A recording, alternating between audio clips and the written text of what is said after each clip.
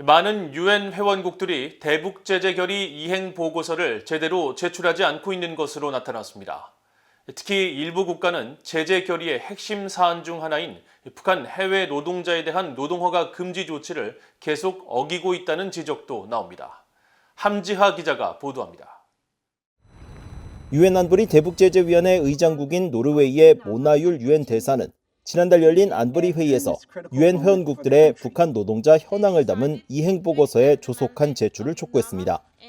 유엔이 최근 공개한 성명을 보면 율 대사는 많은 유엔 회원국들이 보고서를 제대로 제출하지 않고 있고 일부 회원국은 아예 어떤 보고서도 내지 않았다고 지적했습니다.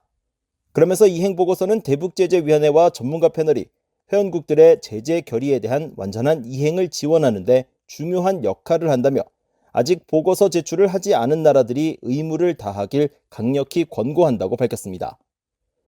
앞서 유엔 안보리는 지난 2017년 대북결의 2397호를 통해 당시를 기준으로 약 2년 안에 자국 내 소득이 있는 모든 북한 노동자를 송환하도록 의무화했습니다.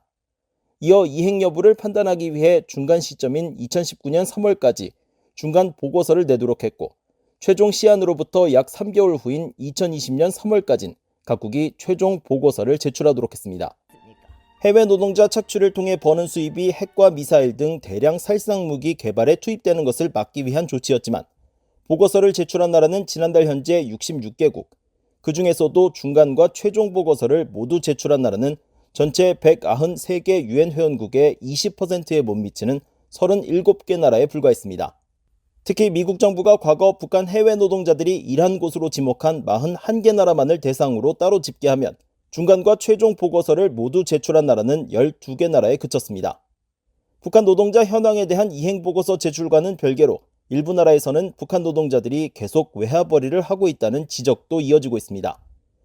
유엔 안보리 대북제재위원회 전문가 패널은 지난달 제재 이행 상황을 담은 중간 보고서에서 2020년과 2021년을 기준으로 일부 나라의 정보산업과 건설, 전기, 농업 분야에 북한 노동자들이 투입된 상태라고 밝혔습니다.